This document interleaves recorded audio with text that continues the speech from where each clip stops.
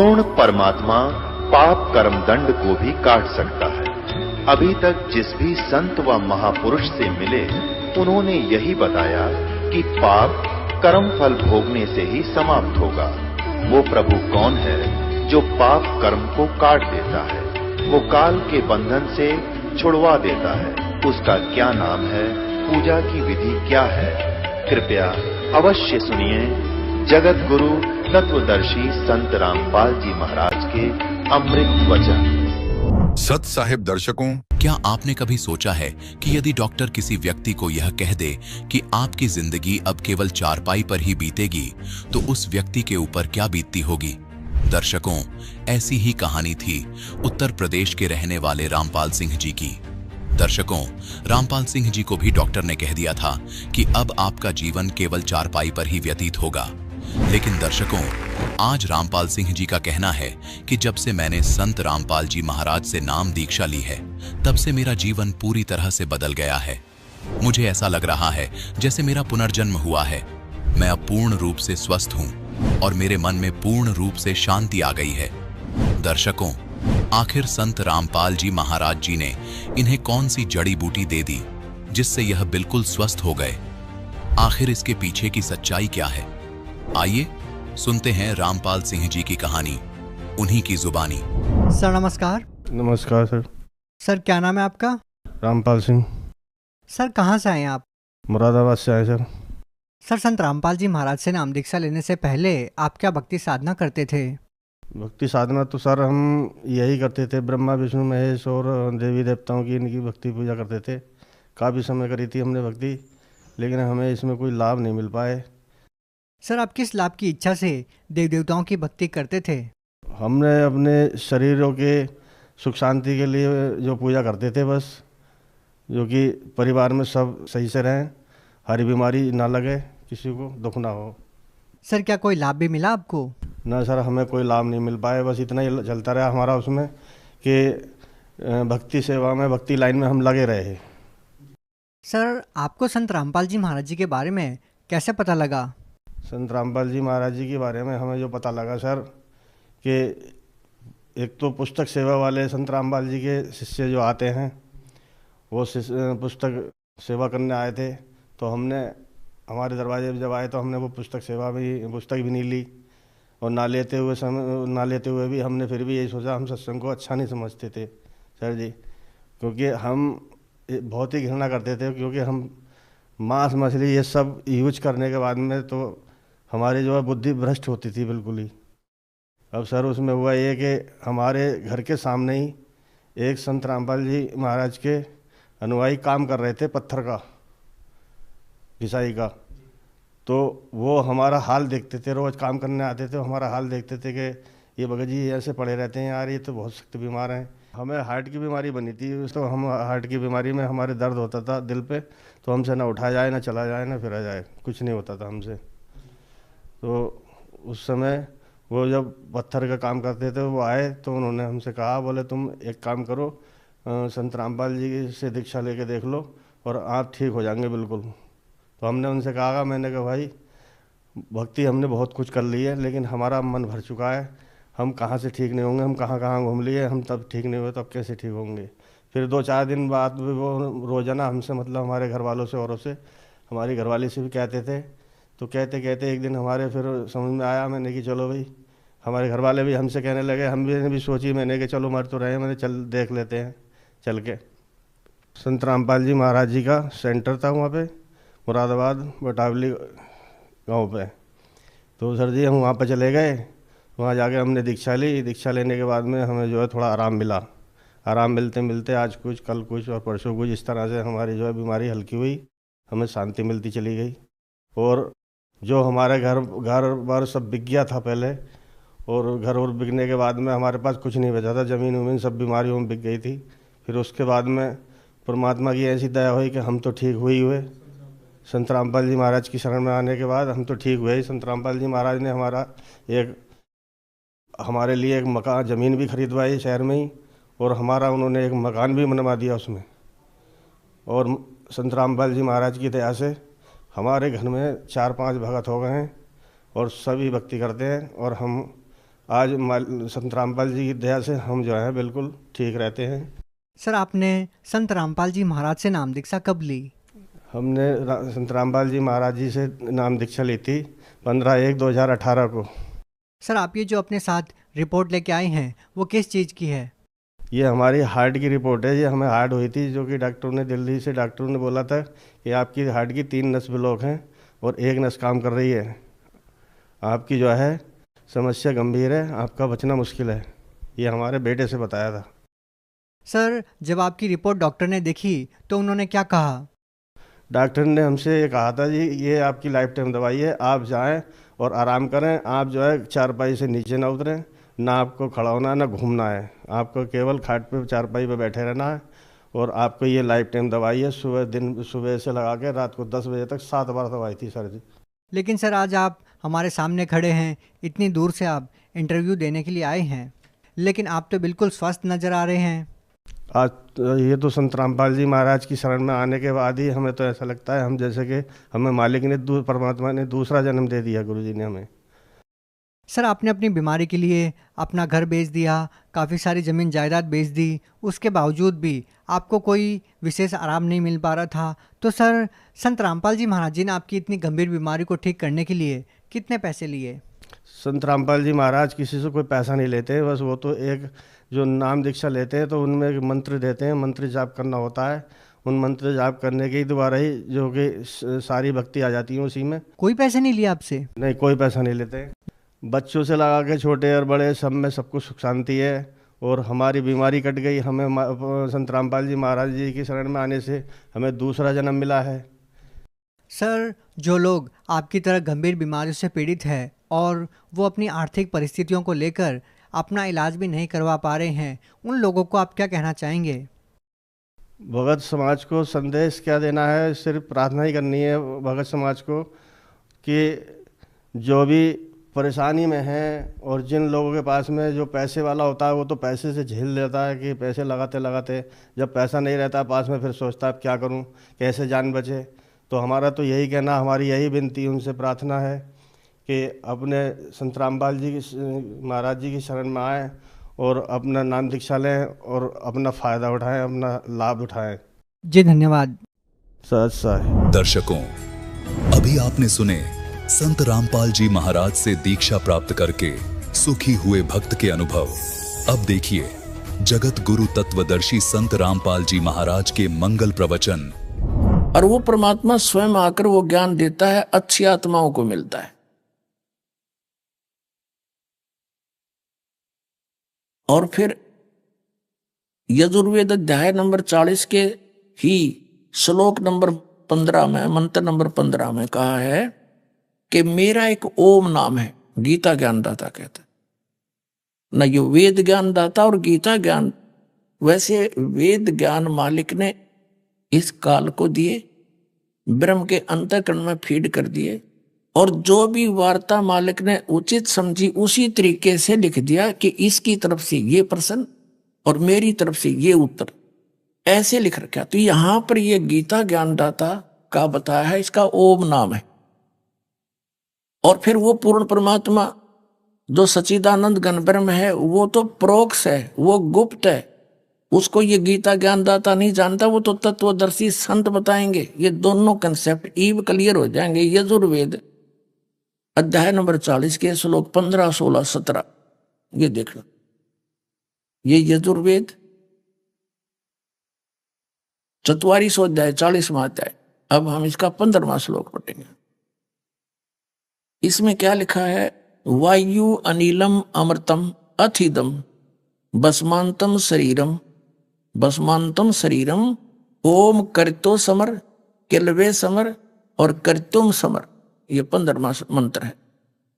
इसका अर्थ है कि भस्मांतम शरीरम, शरीर का नाश होने तक यानी शरीर छोड़ने तक, इस वायु अनिलम अमृतम अथितम यानी इससे होने वाली जो परम गति है, किससे? ओम अक्षर से। ओम करतो समर कलवे समर करतुम समर। ओम नाम का जाप, करतो माने काम करते करते सिमरण कर, कलबे माने विशेष कलबलाहट के साथ कसक के साथ स्मरण कर, और कर्तव्य माने अपना मनुष्य जीवन का मूल कर्तव्य जानकर समर किसको ओम का सिमरण कर। हरिश अनुवाद करता क्योंकि ओम नाम का जाप के करने का उसमें पक्ष में नहीं था दयानंद। ये कहता कि हे कर्म करने वाले जीव तू, कर्तव्य माने काम करने वाले कर्म करने वाले, तू शरीर छूटते समय ये ओम है मूल पाठ में ओम, इस नामवाचक ईश्वर को समन कर। यानी ओम का यहां लिखना था ओम, ओम को समर माने समन कर। ये खुद ओम का जाप नहीं करता था क्योंकि ज्ञान नहीं था इसको, तो यहां इसने अनुवाद गलत कर दिया। ओम, ओम का अर्थ कर दिया इस नामवाची ईश्वर को, यानी ओम को जाप नहीं करना, जिसका ओम नाम है उसका स्मरण कर, उसका स्मरण कर, ओम का नहीं। कोई बात है यार। तो ऐसे अनुवाद इन्होंने सच्चाई को छुपाने की चेष्टा की, जैसा इनका बुद्धि ने काम किया। सदग्रंथों को ये समझ नहीं सके। आप देखो, हे काम करने वाले जीव तू शरीर छूटते समय ओम, इस नामवाचक ईश्वर को, यह लिखना था इस ओम को स्मरण कर। आगे इसने अटपट करे रखे, इतना ही दिखाना था इसका। शरीर नष्ट होने वाले अमृतम अविनाशी कारण को धारण करता है, अनिल कारण रूप वायु को। ये कोई बात है? इसका है अंतिम वायु माने श्वास, अंतिम श्वास में जब तेरा शरीर नष्ट हो तब तक इस ओम नाम का काम करते करते विशेष कसक के साथ स्मरण कर और अपना मनुष्य जीवन का मूल उद्देश्य जानकर इसका श्रवण कर। तो इस ओम से मिलने वाला जो अमृतम, इस सतर की जो परम गति है वह तुझे प्राप्त हो जाएगी। यही श्रीमद् भगवत गीता अध्याय नंबर 8 के श्लोक नंबर 13 में कहा है, ओम इति एकाक्षरम ब्रह्म व्यवहारन माम अनुस्मरन् ये प्रियाति तजन देहम सयाति परमाम गति। माम ब्रह्म, मुझ ब्रह्म का केवल एक ओम अक्षर है, नथिंग एल्स। और इसका तू अंतिम सांस तक सिमरण उच्चारण करके सिमरण करता हुआ जो शरीर छोड़कर जाता है, सयाति परमाम गतिम, वो उस परम गति को प्राप्त होता है जो ओम से मिलने वाली है। ओम से कौन सी परम गति होगी? ब्रह्मलोक प्राप्ति होगी। 8वें अध्याय के गीता जी के श्लोक नंबर 16 में कहा है कि ब्रह्मलोक में गए वे प्राणी भी वापस जन्म मृत्यु में आते। तो ये के खाक परम गति हुई। जब फिर जन्म मृत्यु या संकट नौका न्यू रह गया तो क्या फायदा है? या कैसी परम गति? इसलिए गीता ज्ञानदाता कहता है कि अर्जुन, चौथे अध्याय के 5वें और 9वें श्लोक में और दूसरे अध्याय के 12वें में 10वें अध्याय के दूसरे श्लोक में, कि अर्जुन तेरे और मेरे बहुत जन्म हो चुके, तू नहीं जानता मैं जानता। इससे सिद्ध है कि ओम नाम गीता ज्ञानदाता ब्रह्म का, और ये श्री कृष्ण जी में प्रवेश करके बोल रहा है। तो ये स्वयं नाशवान है, जिसकी भक्ति करने वाले की भी जन्म मृत्यु सदा बनी रहेगी। इसलिए इसने चौथे अध्याय के 34वें श्लोक में कहा कि उस तत्व ज्ञान को जो जन्म मृत्यु से रहित करेगा, वो ज्ञान उस तत्वदर्शी संत के पास पाओगा, मिलेगा। और वो ज्ञान वो होगा जो परमात्मा ने स्वयं आकर के अपने मुख कमल से बोली हुई वाणी है, वो संकेत कर दिया। अब गीता जी अध्याय नंबर 15 के श्लोक नंबर 1 में ये स्पष्ट कर दिया है कि तत्वदर्शी संत की पहचान क्या होगी। ये उल्टा लटका हुआ संसार रूपी वृक्ष है, ऊपर को जड़, नीचे को तीनों गुण रूपी शाखा। गीता जी अध्याय नंबर 15 के श्लोक नंबर 1 से लेकर 4 तक का निष्कर्ष बताता है दास, कि ऊपर को जड़ वाला, नीचे को तीनों गुण रूपी शाखा वाला, रजगुण ब्रह्मा, सतगुण विष्णु, तमगुण शिवजी रूपी शाखा वाला, और ऊपर को जड़ है वो परम अक्षर ब्रह्म है। ये उल्टा लटका हुआ संसार रूपी वृक्ष है। सिर्फ गीता ज्ञानदाता ने इतना बोला है, ऊपर को जड़ और नीचे को तीनों गुण रूपी शाखा, बस, और कुछ ज्ञान नहीं दिया उसने। तो इस उल्टे लटके हुए संसार रूपी वृक्ष के सभी विभागों को जो बता देगा, स वेदवित ऊर्ध्व मूलम अधः शाखम अश्वथ प्राहु अव्यम छंदासी यस्य प्रणानी ये तम वेद स वेदवित। इसने सिर्फ इतना कहा, ऊपर को जड़ है और ये संसार रूपी पीपल का वृक्ष कहा जाता है अविनाशी, और इसके नीचे को शाखा है। फिर दूसरे श्लोक में कहा कि तीनों गुण रूपी शाखा गुण प्रवर्धा, तीनों गुण रूपी जो शाखा है ये रजगुण ब्रह्मा सदगुण विष्णु तम गुण शिव जी, इतना ज्ञान दिया इसे और बाकी छोड़ दिया कि तत्वदर्शी संत बताएंगे। यहां वो भी तत्वदर्शी संत की पहचान बता दी कि उल्टे लटके हुए संसार रूपी वृक्ष के सभी विभागों को जो अलग भिन्न भिन्न करके बताएगा सवेदवित, वो तत्वदर्शी संत है। अब परमात्मा ने 600 वर्ष पहले आकर के ज्ञान दिया था कबीर देव जी, कबीर परमेश्वर जी ने, कि अक्षर पुरुष एक पेड़ है और सरपुरुष वाकी डार और तीनों देवा शाखा है ये पात रूप संसार।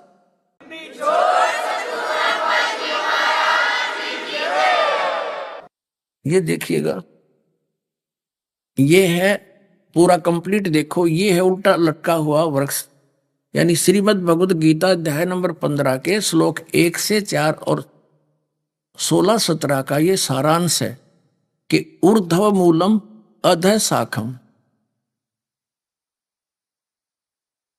अश्वत्थम अव्यप्राहु। ये अश्वत्थ यानी अविनाशी पीपल का वृक्ष समझो, संसार रूपी वृक्ष समझो।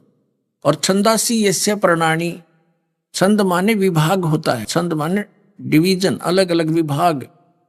जो इन विभागों को जानता है वो तत्वदर्शी संत है। अब जैसे जमीन से बाहर जो दिखाई देता है वो पेड़ कहलाता है, ये गुप्त है। जो पूर्ण परमात्मा समझो सबका जनक है, पूर्ण परमात्मा सबका उत्पत्ति करता है, तीनों लोकों में प्रवेश करके सबका धारण पोषण करने वाला है, वो परमात्मा तो गुप्त है, वो तो छुपा हुआ प्रोक्ष है।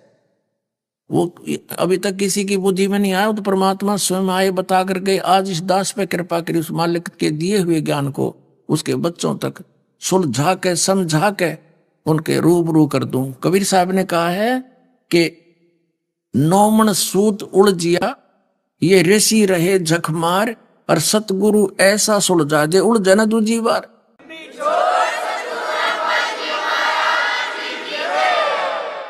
तो सतगुरु ऐसा सुलझा देगा कि फिर नहीं उलझेगा ये। और आदरणीय गरीबदास साहिब जी ने कहा है कि सतगुरु के लक्षण कहूं मधुरे बैन विनोद और 4 वेद 6 शास्त्र, वो कहे 18 बोध, यानी सबके ज्ञान बताओगा, सब प्राणों का सबका ज्ञान जानता, वो सतगुरु समझो। अब देखो ये इससे बाहर जो तना है ये समझो अक्षर पुरुष है, और तने का फिर डार है ये सरपुरुष ज्योति निरंजन समझो। और इस डार के फिर 3 शाखाएं हैं, रजगुण ब्रह्मा सतगुण विष्णु तमगुण शिव जी, ये इनके पुत्र हैं इस काल के। और हम पात रूप संसार, ये पात रूप संसार। परमात्मा ने कहा अक्षर पुरुष एक पेड़ है, ये अक्षर पुरुष है। अक्षर पुरुष एक पेड़ है, सरपुरुष वाकी अक्षर पुरुष एक पेड़ है। यू तना तो अक्षर पुरुष समझो क्योंकि इसके ऊपर सब कुछ है। और सरपुरुष यानी ज्योत निरंजन वाकी डार और तीनों देवा, इसको ब्रह्म भी कहते हैं सरपुरुष को, और सरब्रह्म भी कहते हैं, इसको सरब्रह्म भी कहते हैं। और तीनों देवा शाखा है, ये इसके पुत्र हैं ब्रह्म के इस काल के, रजगुण ब्रह्मा सतगुण विष्णु तमगुण शिव जी। तो पात्र और फिर पात्र रूप संसार। अब जड़ कौन रहा? ये जड़ कौन है? ये परम अक्षर ब्रह्म है। ये तो अक्षर पुरुष, ये परम अक्षर पुरुष कहो चाहे परम अक्षर ब्रह्म कहो, परम अक्षर ब्रह्म कहो चाहे परम अक्षर पुरुष कहो, और ये पूर्ण ब्रह्म कहो या परमेश्वर कहो, एक ही बात है। और वो है कौन? ये इधर देख लीजिए, ये है वो कबीर परमात्मा, असंग ब्रह्मांड के रचनहार, सबके उत्पत्ति करता, कुल के मालिक। ये कबीर धानक रूप रहा करता, ये मालिक।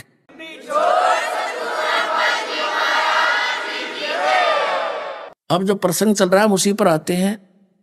इसमें क्या बताया है? यजुर्वेद के अंदर गीता ज्ञान दाता कहता है कि मेरा तो एक ओम अक्षर है, नथिंग एल्स। और ब्रह्मलोक में गए हुए प्राणी भी जन्म मृत्यु का आते, ये खुद कहता। फिर गीता जी अध्याय नंबर 15 के श्लोक नंबर 1 से लेकर 4 में 16 और 17 में स्पष्ट किया है। और ये बताया कि इनके सभी विभागों को जो बताता है स वेदवित, वो वेद के तात्पर्य को जानने वाला है, वो तत्वदर्शी संत है। एक बार फिर देख लीजिए गीता जी को। ये है पंथ 10वां अध्याय 15वां अध्याय श्रीमद् भगवत गीता का। तो यहां इसको प्रथम श्लोक में क्या बताया है कि ऊर्ध्व मूलम अधः शाखम अश्वत्थम प्राहु अव्यम छंदासी यस्य प्रणानी ये तम वेद स वेदवित। यहां क्या बताया है कि ऊर्ध्व मूलम, इसका लिखना था आदि पुरुष परमेश्वर मूल वाले। ऊर्ध्व माने ऊपर को मूल वाला, वो तो आदि पुरुष परमेश्वर है। मूल तो इस संसार रूपी वृक्ष का यानी परम अक्षर ब्रह्म है, सच्चिदानंद घन ब्रह्म है। अधः शाखम, नीचे को शाखा, ये गलत अनुवाद किया। अधः माने नीचे होता है। इन्होंने स्वयं ये अधः और अधः दो बार लिखा है 2 नंबर श्लोक में 15वें अध्याय के, पर यहां अनुवाद किया इन्होंने। अधः माने नीचे, अधः माने नीचे, बिल्कुल ठीक किया। यहां ये विचलित हो गए। हम फिर आगे 15वें अध्याय के प्रथम श्लोक में इन्होंने ऊर्ध्व मूलम लिखना था, ऊपर को जड़ वाला, आदि पुरुष परमेश्वर रूपी ऊपर को जड़ वाला, ये समझो। और अधः शाखम, नीचे को शाखा वाला, ये संसार रूपी पीपल के वृक्ष को अविनाशी कहते हैं, वेद जिसके पत्ते कहे गए हैं। ये लिखना था। छंद सभी विभागों को जो बताए गए हैं उनको कहे गए हैं। तम मन उस संसार वृक्ष को, ये माने जो व्यक्ति मूल से लेकर पत्तों तक, जड़ से लेकर पत्तों तक तत्व से जानता है, स वेदवित, वह वेद के तात्पर्य को जानने वाला है, अर्थात वो तत्वदर्शी संत है। ये पहचान बता दी। अब यहां लिखा कि तत्वदर्शी संत के मिलने के पश्चात तीसरे श्लोक में लिखा है, गीता ज्ञानदाता कहता है 15वें अध्याय के तीसरे श्लोक में कि इसका ना तो कोई अंत है ना आदि, मुझे मालूम नहीं। इस संसार वृक्ष का स्वरूप जैसा कहा है वैसा यहाँ विचार काल में, यानी तेरे मेरे गीता जी के विचार विमर्श में, डिस्कशन में मैं नहीं बता पाऊंगा, क्योंकि इसका न ऐसा नहीं पाया जाता जो मैं नहीं बता पाऊंगा, क्योंकि न तो इसका आदि है न अंत, यानी इसको पता नहीं इसका, इसलिए कह रहा है। तथा इसकी ना अच्छी प्रकार कोई स्थिति है। ये स्वयं परिचित नहीं है। जिसने रचना रची है उसने तो ठीक बताया आकर के। इसलिए इस सुविरुद्ध मूलम, यानी ऊपर के जो मूल भगवान के जो लोक हैं वो तो बिल्कुल अविनाशी हैं, इसलिए अति दृढ़ मूल वाले, ये वासना उसना नहीं। अश्वत्थम माने पीपल के वृक्ष को, इस सारे संसार के ज्ञान को, दृढ़ेन असंख्य शस्त्रेन छित्वा, संस्कृत पढ़ेंगे तब ये इनकी अंग्रेजी समझ में आओगी। इन्होंने कहा कि इस दृढ़ेन माने दृढ़ वैराग्य रूप शस्त्र द्वारा काट कर नहीं, तत्व ज्ञान रूपी शस्त्र द्वारा काट कर, अर्थात इस ज्ञान को समझकर उसके पश्चात 15वें अध्याय के 4थे श्लोक में इसमें कहा कि उसके पश्चात परमेश्वर के परम पदरूप परमेश्वर को भली भांति खोजना चाहिए, जिसमें गए हुए पुरुष यानी साधक फिर लौटकर संसार में कभी नहीं आते, और जिस परमेश्वर से इस पुरातन संसार वृक्ष की प्रवृत्ति विस्तार को प्राप्त हुई है, अर्थात जिसने इन सारे ब्रह्मांडों की संसार रूपी वृक्ष की रचना की है, उस आदि पुरुष नारायण के मैं शरण हूं। इस प्रकार दृढ़ निश्चय करके उस परमेश्वर का मनन और निधि ध्यान करना चाहिए। अब इससे क्या सिद्ध हो गया कि गीता ज्ञानदाता ने स्पष्ट कर दिया कि मैं उस पूर्ण परमात्मा की भक्ति विधि से परिचित नहीं और ना बताऊं। उसके लिए तत्वदर्शी संतों को खोज लो, वो तत्व ज्ञान से परिचित होंगे। फिर तत्वदर्शी संत की प्राप्ति के पश्चात परमेश्वर के उस परम पद की खोज करनी चाहिए, जहां जाने के बाद साधक फिर लौटकर कभी संसार में नहीं आते। और ये खुद कहता है, अर्जुन तेरे और मेरे बहुत जन्म हो चुके, तू नहीं जानता मैं जानता हूं। इससे सिद्ध है कि गीता ज्ञानदाता ब्रह्म है। ये बताता 8वें अध्याय के 13वें श्लोक में कि मेरा एक ओम अक्षर है, नथिंग एल्स। तो इस ओम नाम के जाप से जन्म मृत्यु सदा बनी रहेगी। इसलिए इसने कहा है कि उस परमात्मा की भक्ति कर, उस परम अक्षर ब्रह्म की भक्ति कर, उस तत्वदर्शी संत से ये ज्ञान प्राप्त कर। अपनात्मा प्रसंग आज का गीता जी अध्याय नंबर 7 का श्लोक नंबर 19 को समझने के लिए सब कुछ ये डिटेल बताई जा रही है। इतनी समझाने के बाद ये ज्ञान समझ में आओगा। इसके बाद गीता जी अध्याय नंबर 18 के श्लोक नंबर 62 में कहा कि अर्जुन तू सर्व भाव से उस परमेश्वर की शरण में जा जिसकी कृपा से तू परम शांति को और सनातन परम धाम को प्राप्त होगा।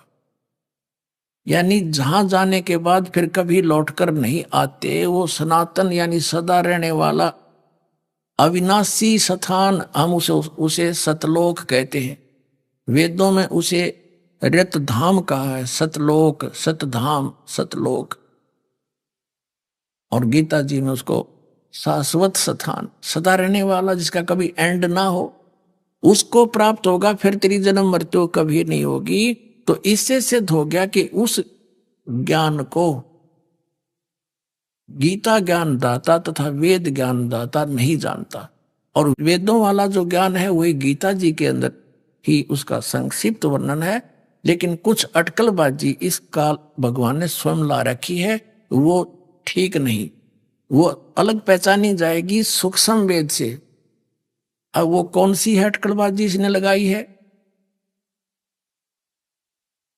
इसने गीता जी अध्याय नंबर 3 के श्लोक नंबर 4 से लेकर और 9 तक कहा कि अर्जुन, कर्म सन्यासी से कर्म योगी उत्तम है।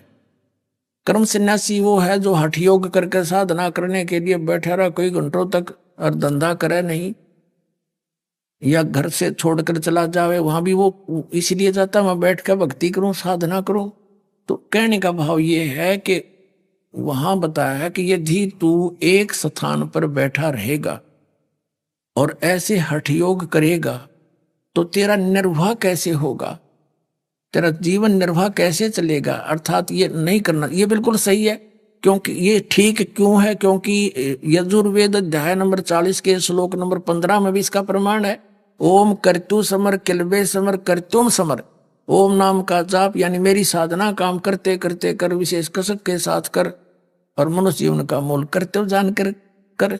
गीता जी अध्याय नंबर 8 के श्लोक नंबर 1 में अर्जुन ने पूछा कि मालिक, हे भगवान, आपने 7वें अध्याय के गीता जी के 29वें श्लोक में जिस तत्व ब्रह्म के बारे में कहा कि उसको जानने के पश्चात प्राणी केवल जरा और मरण, जरा माने वृद्धावस्था के दुख से और मरण माने मृत्यु से ही छूटने का प्रयत्न करता है और कोई डिमांड नहीं रखता।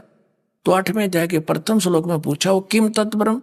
8वें अध्याय के 3रे श्लोक में गीता ज्ञानदाता ने कहा वो परम अक्षर ब्रह्म है, वो उससे अन्य है गीता ज्ञानदाता से।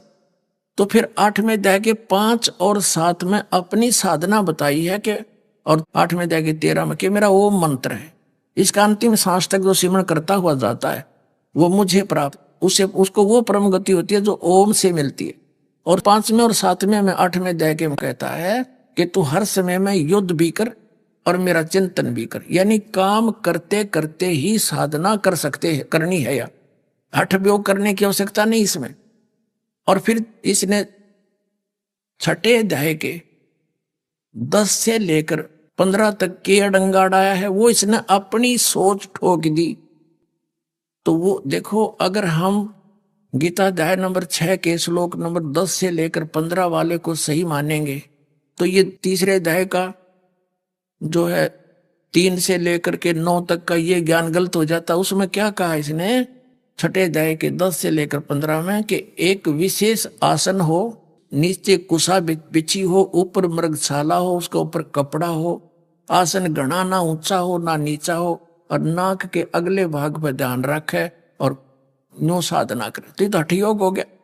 तो ये इसकी अपनी सोच है, ये वेद ज्ञान नहीं है, तो इसको हमने ग्रहण नहीं करना है।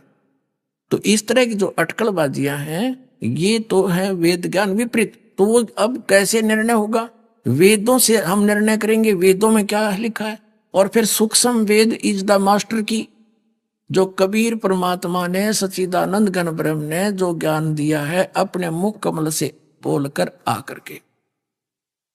उसमें ये सभी ज्ञानों का, सभी धार्मिक अनुष्ठानों का यथार्थ ज्ञान है, तो उससे भी तुलना करेंगे हम।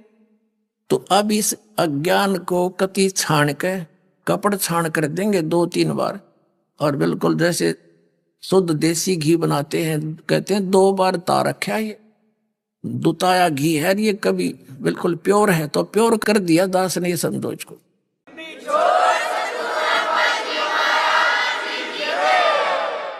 अब इसमें आपको और दिखाते हैं यजुर्वेद अध्याय नंबर इस 40 के मंत्र नंबर 15 में आपने देख लिया कि ओम कर्तु सवर किलवे सवर कर्तुम सवर।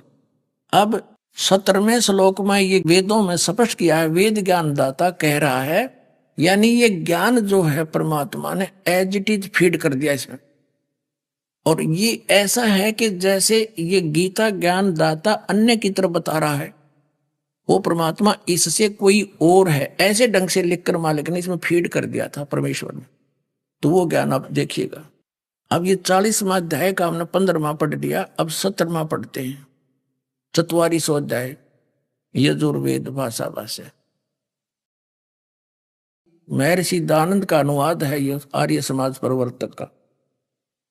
हे मनुष्यों, जिस ज्योत स्वरूप रक्षक मुझसे, ये ज्योत स्वरूप काल है, ज्योत स्वरूपी निरंजन है, ये अविनाशी यथार्थ कारण के आच्छादित मुख के तुल उत्तम अंग का प्रकाश किया जाता है, जो वह प्राण व सूर्य मंडल में पुरुष माने पूर्ण परमात्मा है, वह तो परोक्ष रूप है, वो तो गुप्त है। अहम मैं खम, यहां लिखा है सो असव अहम ओम खम ब्रह्म। अब कहता है मुझ ब्रह्म का, अहम माने मैं ब्रह्म हूं, और ऊपर ब्रह्म लोक रूपी दिव्य आकाश में रहता हूं, और मेरा ये ओ मंत्र है। यहां देखो, इसके अनुवाद से पता लगेगा, वह पूर्ण परमात्मा जो वेद ज्ञान दाता से अन्य कोई पूर्ण परमात्मा है, वह तो गुप्त है, प्रोक्ष है, वो तो संसार रूपी वृक्ष की जड़ है, गुप्त है। और मैं खम्भ के तुल्य व्यापक ब्रह्म से, ब्रह्म सबसे गुण कर्म स्वरूप आदि अधिक हूं। यह लिखना था मैं ब्रह्म हूं, नथिंग एल्स। इन्हें तड़ंगा डाण तो मतलब था, ज्ञान तो था नहीं इनको।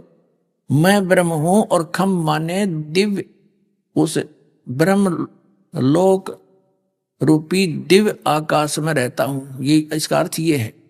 और मेरा ओम नाम है, इसने कितने इसके ओम नाम का लिखा है, इसका लिखा है मैं तो सबका रक्षक हूं, अधिक हूं, सबसे अधिक हूं। इन्होंने कहा मैं ब्रह्म हूं, ये लिखना था। ओ सबका रक्षक जो ऐसा, सबका रक्षक जो मैं उसका ऐसा नाम जानो। ओम लिखती आन भी शर्म आई, इसने ओम लिखना था, उसका ओम नाम जानो मेरा, मैं हूं और मेरा यू ओम नाम जानो। और वो गुप्त है।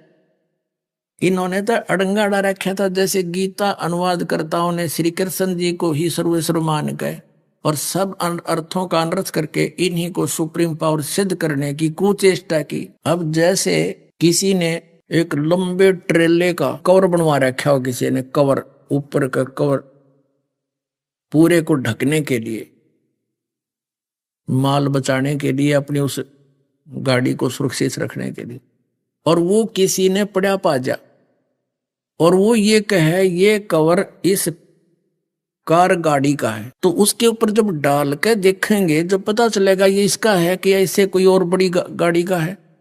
तो इन्होंने कुचेष्टा की है उस बड़े ट्राले के उस कवर को और कार के ऊपर सेट करने का। इन्हें 6 बार भी मोड़ लिया, 20 बार भी इकट्ठा कर लिया, तो भी सेट नहीं हुआ। तो ये अध्यात्म ज्ञान का पूरा मुख्य जो केंद्र है वो परम अक्षर ब्रह्म है। और वो इनका समझ में आया, इन्होंने श्री कृष्ण जी को ही परम अक्षर ब्रह्म मान लिया, यानी कार को ही ट्राला मान लिया इन्हें, ये समझ लो।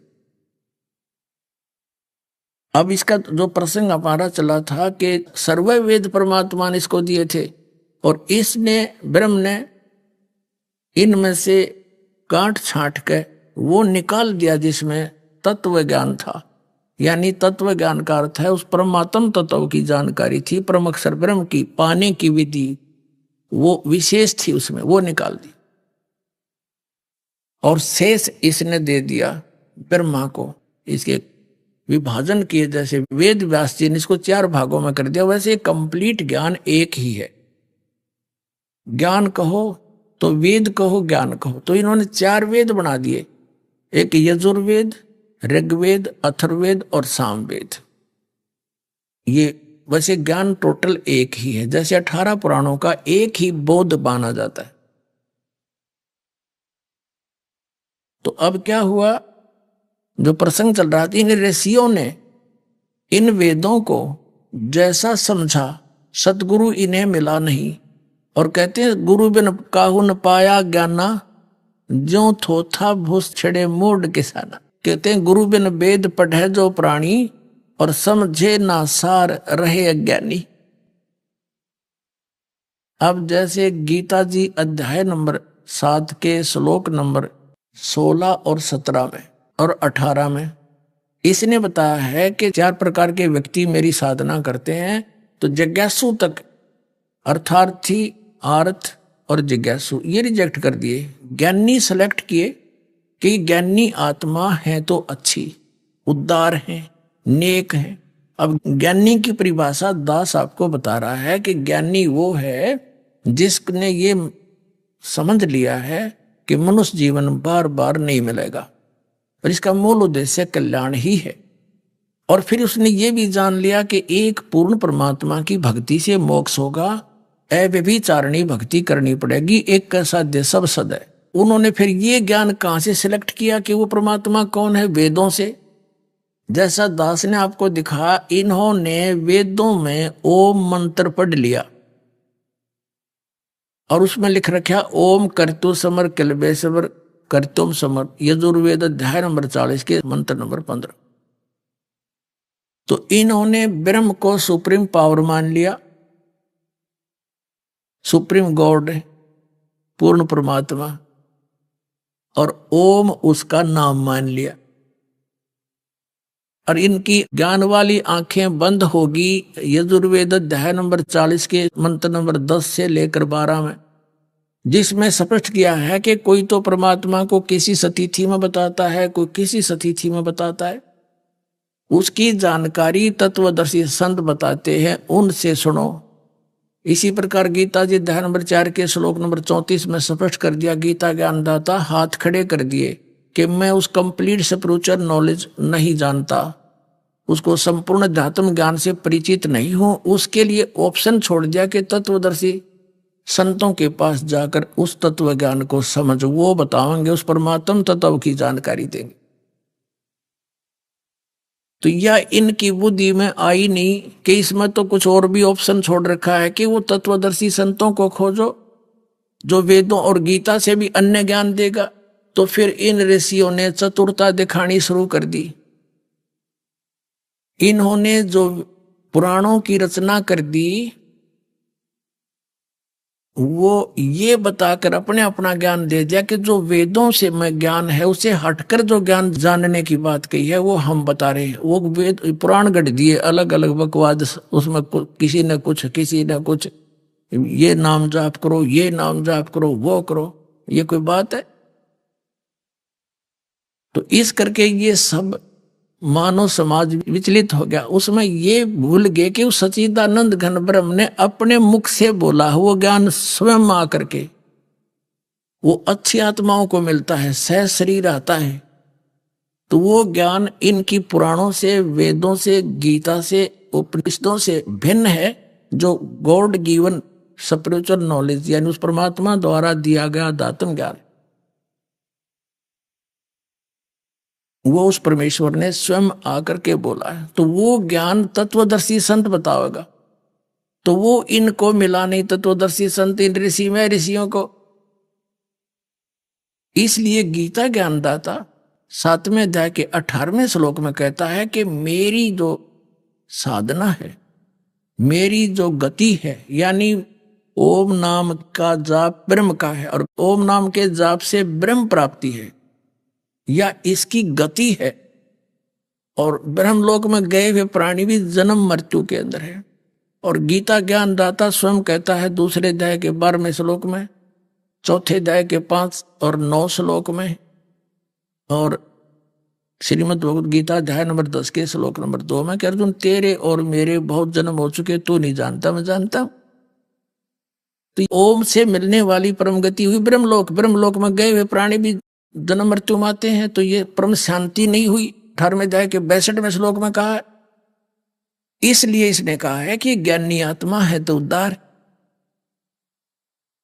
ये ज्ञानी आत्मा है तो उद्धार, यानी नेक समर्पित परमात्मा पे से शीश भी चला जाओ, शरीर भी खत्म हो जाए, उन्होंने परवाह नहीं की। लेकिन ये कहता है ये मेरे वाली अनुत्तम गति, अनुत्तमा गति, अनुत्तमा माने घटिया से घटिया गति में, व्यर्थ की साधना में आस्थित रहे। अब कारण क्या रहा? जैसे एक चुनक नाम के ऋषि थे, अब ये पुण्यात्मा ज्ञानी थे, परमात्मा पाने के लिए न्यौछावर हो गए। वेदों से जैसा निष्कर्ष निकाल रखा था इन्होंने, उसी पर आश्रित ओम नाम का जाप और हठ योग साथ करते थे। हठ योग क्यों करते थे? जबकि वेदों और गीता में हठ योग नहीं लिखा है, ना सूक्ष्म वेद सूक्ष्म वेद उस तत्व ज्ञान में हठ योग लिखा है। हठ योग इन्होंने कहां से ग्रहण किया? जब ब्रह्मा जी कमल के फूल पर विराजमान थे, तो इस काल भगवान ने, सर्वपुरुष ने आकाशवाणी कर दी कि तप करो तप करो। ब्रह्मा जी ने लिखा है कि मैंने 1000 वर्ष तक तप किया, फिर कहा सृष्टि करो। अब ब्रह्मा जी ने जान लिया अपने अनुभव से कि ये आकाशवाणी परमात्मा की है, क्योंकि इन्होंने पता ही नहीं, ना ब्रह्मा जी को, ना विष्णु जी को, ना शिव जी को, आत्म ज्ञान है नहीं इनके पास। तो इन्होंने अपनी सोच से मान लिया कि आकाशवाणी परमात्मा ने की है। कबीर परमेश्वर जी कहते हैं 3 देव को ये तीनों दावे, निरंजन का वो पार नहीं पावे। आज तक ये अपने पिता की खोज नहीं कर सके, वो नहीं मिला इन्हें। अब न जाना सतलोक में से बहुत दूर है। अभी आपने सुने संत रामपाल जी महाराज के मंगल प्रवचन। आइए अब सुनते हैं संत रामपाल जी महाराज से नाम दीक्षा लेकर सतभक्ति करके अद्भुत लाभ प्राप्त करने वाले अनुयायी के विचार। दर्शकों, आज हिंदुस्तान में गुरु पंडित तो आपको गांव-गांव में देखने को मिल जाएंगे, परंतु एक आम व्यक्ति के लिए ये निर्णय करना मुश्किल हो जाता है कि आखिर सच्चा गुरु कौन है, जिसके पास है अध्यात्म खजाने की चाबी। इसी तलाश में रहे व्यक्ति की जीवन गाथा से रूबरू करवाने आज हम आपको ले चलते हैं जोधपुर राजस्थान के बजरंग जी के पास। हैरानी की बात तो ये है कि इनके पूर्वज स्वयं गुरु पद पर थे। ये हनुमान जी की पूजा किया करते थे, लेकिन इनके पास आध्यात्मिक सवालों के जवाब नहीं थे।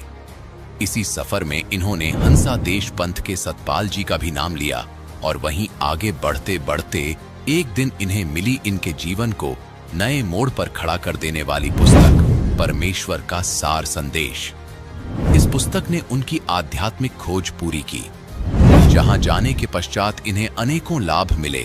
आपको बता दें कि इस पुस्तक के लेखक सर्वशक्तिमान परमेश्वर के द्वारा भेजे गए संत रामपाल जी महाराज जी हैं, जिन्होंने बजरंग जी का जीवन परिवर्तित कर दिया।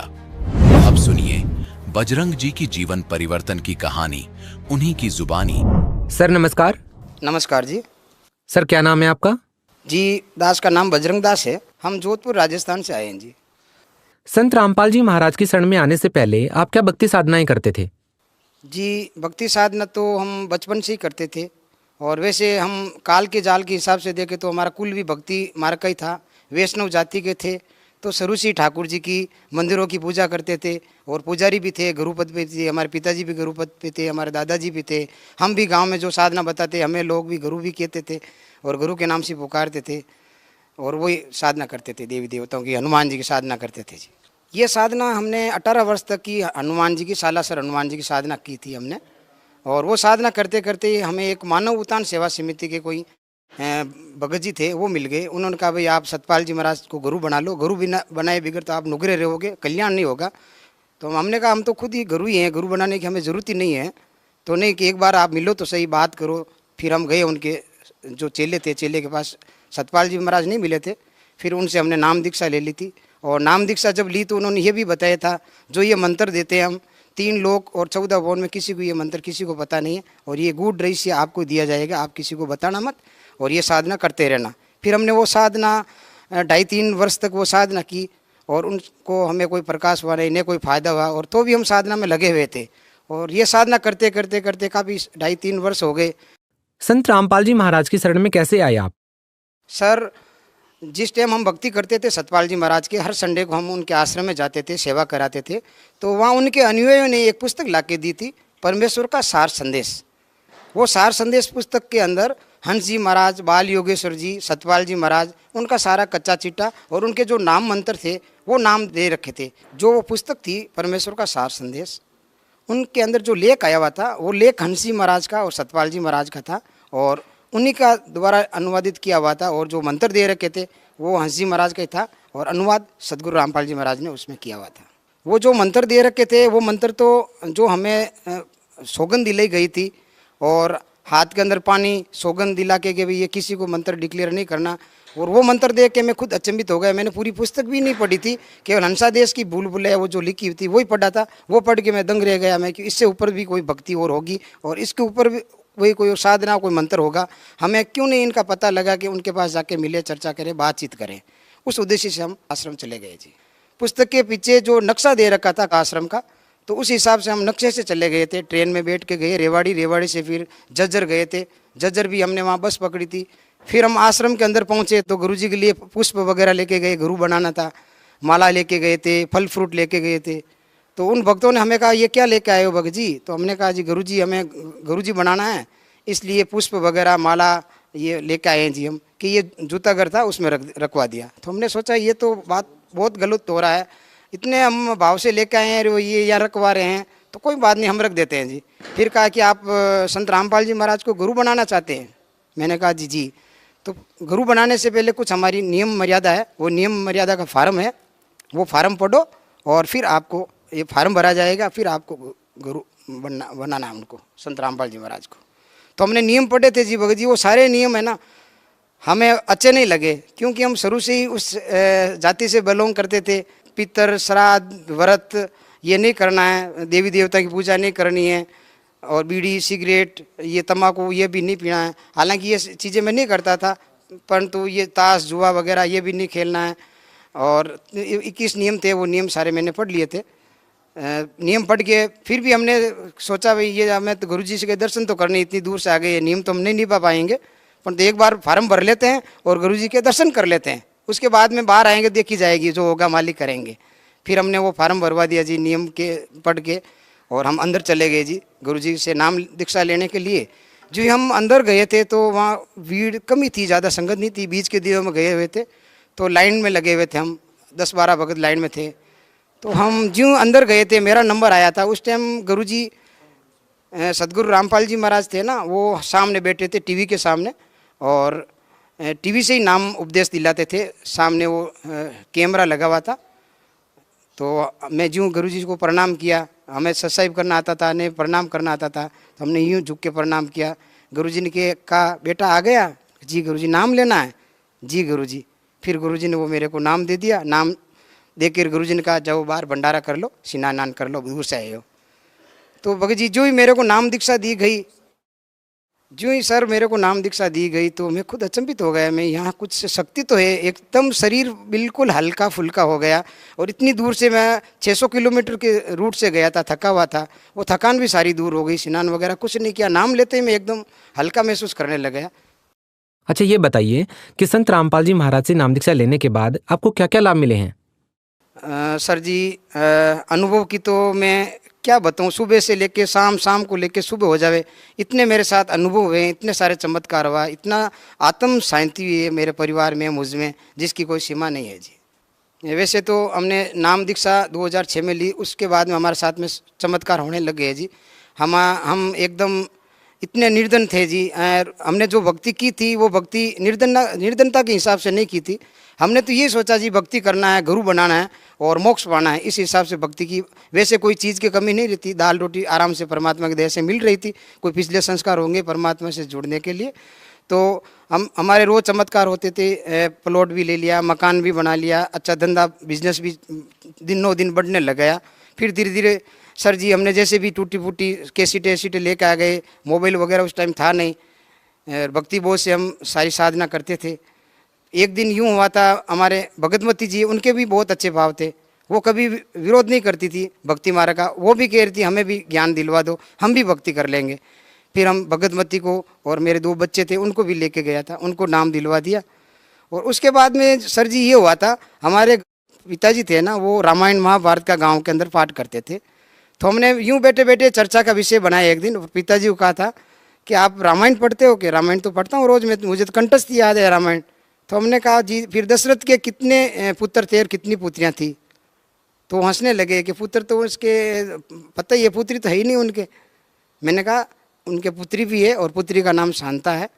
तो हमने तो ये कभी जिक्र सुना ही नहीं, न कभी जिक्र देखा हमने रामायण के अंदर। अगर तुम बता दे तो मैं मान लूँगा। फिर हमारे घर पे रामायण थी, किसी भगत जी को पूछा, प्रश्न किया कितने अध्याय पे है भाई, वो शांता नाम लिखा हुआ, सत्संग में सुना था परंतु अध्याय नंबर मुझे याद नहीं था। फिर अध्याय पूछ के उनमें जिक्र आया था श्रृंगी ऋषि का, शांता का सारा। तो पिताजी हतप्रत रह गए। मैंने कहा अब तो आपको नाम लेना पड़ेगा। फिर बोले नहीं, कुछ नहीं बोले। फिर महीने 2 महीने में मालिक की ऐसी रजा हुई और वो हमारे साथ में चल पड़े। वो इसीलिए चल पड़े कि एक बार देख कर आ जाता हूँ कौन सी जगह पे जाता है, कैसे गुरुजी इनके बच्चे सेफ्टी से रहते हैं या नहीं रहते। वहाँ 3-3 दिन से ये आता है। और मैंने भी नहीं कहा भाई आप नाम लो, नहीं लोग एकदम हांडी पाके हुए थे, वो नाम नहीं लेते थे। मुझे भी पता था वो परमात्मा कोई रजा हो तो हो जाए। फिर दोपहर का टाइम थे, आश्रम हम गए थे और जाके बैठ गए हम। तो हमारी सेवा करने लगे। पिताजी लौट गए थे सत्संग होने से पहले। पिताजी ने सत्संग सुन के, और परमात्मा ने सत्संग भी पिताजी के ऊपर दे रखी थी, क्या पता मालिक की कोई रेंज, विशेष रेंज थी पिताजी के ऊपर। जो सत्संग पूरा हुआ, पिताजी गए थे नामदान लेने के, अकेले चले गए थे। नामदान लेके वापस आके बिस्तर पे लेट गए। तो मैंने कहा पिताजी आपके सर पे चोटी थी, वो चोटी कहाँ गई? पिताजी हंसने लग गए कि मैंने भी नाम ले लिया है। किसने कहा आपको नाम लेने के लिए? कि नहीं वो सत्संग थी ना, सत्संग के अंदर जो गुरुजी सदगुरु रामपाल जी महाराज है ना, पूरे के पूरे प्रमाण दे रखे थे। और मैंने सोचा ये मौका हाथ से नहीं छूट जाए और मैंने नाम ले लिया जी। पिताजी नाम ले लिया। उसके बाद माता जी भी चल पड़े, परमात्मा को विशेष रजा हो गई। और आश्रम के अंदर जी हम पहुँचे थे, गुरुजी मिले ही चल रही थी, गुरुजी दर्शन दे रहे थे। और जो ही गुरुजी ने माता जी को देखा और माता जी ने गुरुजी को देखा तो गुरुजी हंसे, हंस के, और माता जी रो रहे हैं। मतलब गेट के अंदर घुसते ही माता जी रो रहे हैं, ये बंदी छोड़, हे परमात्मा आप तो भगवान हो, साक्षात भगवान हो, मैं पीछे रह गई, मालिक दया कर दो मेरे ऊपर। और परमात्मा ने हंस के उनको आशीर्वाद दिया और माता जी ने भी नाम उपदेश ले लिया। और उसके बाद में भगत जी हमारे घर के अंदर बहुत चमत्कार हुए थे। चमत्कार, इतने चमत्कार। हमारी एक भांजी थी, हमारे पास ही रहती थी भगत जी, और वो इतनी सीरियस हो गई थी, लास्ट स्टेज पे चली गई थी। उसको टीबी हो गई थी और ब्लड वगैरह सारा ख़त्म हो गया था।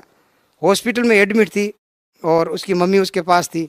हम रोज़ आते थे हॉस्पिटल में टिप्पण देने के लिए, और उसकी सिर्फ आंखें रह गई जी भगत जी। तो हमने कहा भाई बच्ची क्या करें, अब तेरा तो एंड वैसे भी आया, डॉक्टर ने भी जवाब दे दिया। तो वो भक्ति भी सुनती थी।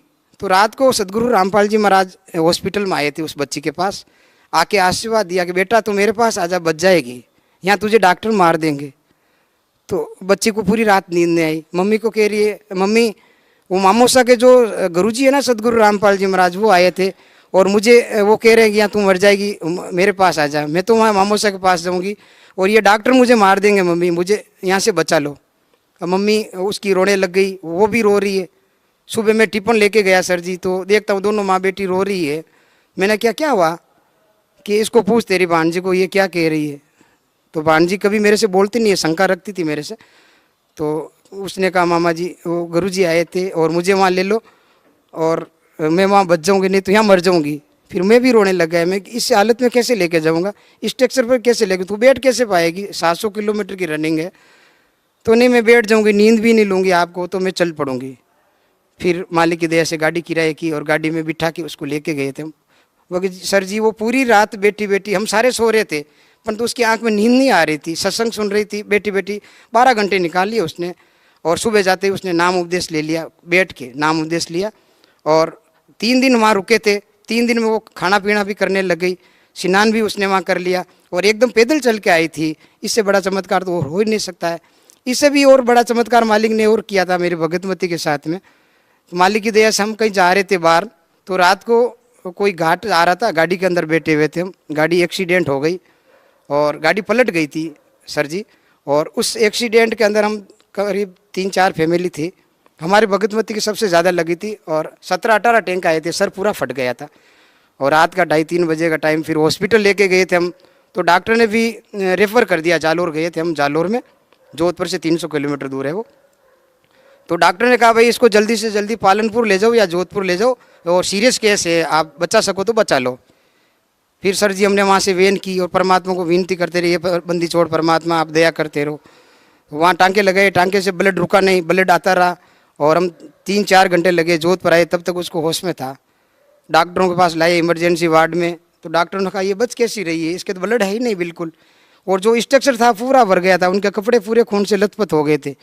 और उन्होंने वापस कहा कि भाई इनकी एक तो वो CT स्कैन करवानी पड़ेगी, CT स्कैन, चोट बहुत गहरी है इसके, और इनके टांके वापस खोलने पड़ेंगे। तो भगतमती के एरिया मुझसे सहन नहीं होगा, ये बहुत ज़्यादा दर्द हो रहा है। और डॉक्टर ने कहा इनको बेहोश भी नहीं करेंगे, अगर बेहोश में कर देंगे तो कोमा में चली जाएगी ये। तो उनको बेहोश भी नहीं किया गया और टैंके खोले, वो चिल्ला रही थी, ज़बरदस्त चिल्ला रही थी, इतना दर्द हुआ, अंदर खून के धब्बे निकल रहे थे, पूरे गहरा घाव था। 18-19 टैंके वापस आए थे भगत जी। और उसके बाद में CT स्कैन भी करवाई थी, CT स्कैन में कुछ नहीं आया था।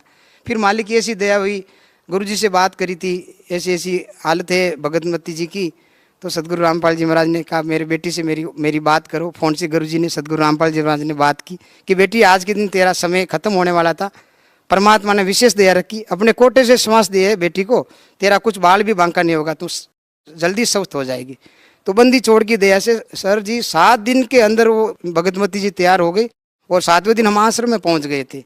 इससे बड़ा कोई चमत्कार हमारे लिए तो कोई हो ही नहीं सकता है। और भी कई चमत्कार है भगत जी जिसकी कोई गिना भी नहीं सकता मुझे। देखिए बजरंग जी, हम आपसे ये भी जानना चाहेंगे कि क्या संत रामपाल जी महाराज वही भक्ति साधना आपको बता रहे हैं जो अन्य महापुरुषों ने की?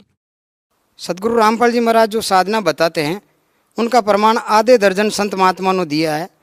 कबीर साहब जी है, नानक साहब जी है, दादू जी है, पिंपा जी है, धर्मदास जी है, इन्होंने प्रमाण दे दिया। गरीबदास जी महाराज ने अपने शास्त्रों में लिख दिया है, वो प्रमाण भी शास्त्रों में मिलता है।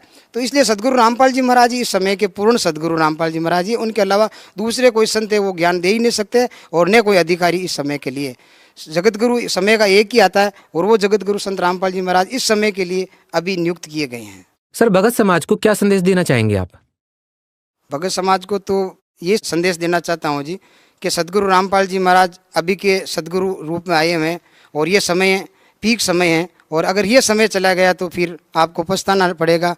मैं ये कहना चाहता हूँ कि आप जितने भी धर्मपंथ है आप एक बार शास्त्र पढ़ो और सदगुरु रामपाल जी महाराज ने जो ज्ञान गंगा पुस्तक लिखी है उनका एक बार निष्पक्ष भाव से अध्ययन करो और एक बार वापस विचार करो। ये समय वापस नहीं आएगा, ना जाने काल क्या कर डालता है पता नहीं चले, वापस मनुष्य जन्म आए या नहीं आए।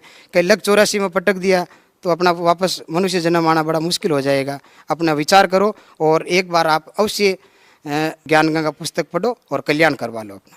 सर देखिए, आप राजस्थान के मारवाड़ी क्षेत्र से बिलोंग करते हैं, आप अपनी स्थानीय भाषा में समाज को क्या संदेश देना चाहेंगे? मैं वो मैसेज देना चाहूँ सा, मारवाड़ी जितना भी भगत भाई है बहुत ही परमात्मा प्रति श्रद्धा है, बहुत ही जिज्ञासु है और बहुत ही भगवान को डरने वाली आत्माएं हैं और जल्दी भगवान रे शीघ्र वे भगवान के शरण में आवेली। और मुझे एड़ो लाग रही है चैनल पर देख सारे भगत बहुत ही प्रभावित हो रही है सदगुरु रामपाल जी महाराज हूँ। और हमारे राजस्थान में तो जहाँ भी देखो बच्चा सदगुरु रामपाल जी महाराज को आदर करे है और बहुत ही जल्दी शरण में भगत लोग आ रहा है और उमड़ कर आ रहा है, उमड़ कर। सर बहुत बहुत धन्यवाद। नमस्कार जी।